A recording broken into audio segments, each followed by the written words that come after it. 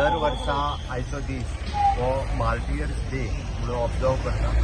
आयच्या दिसा हांव म्हज्या सयत गव्हर्नर आमचे पावर मिनिस्टर बक्सुद्दीन ढवळीकर हे फ्लोरल ट्रिब्यूट दिवपा खातीर आमी आझाद मैदानाचेर उजवाडार आयिल्ले।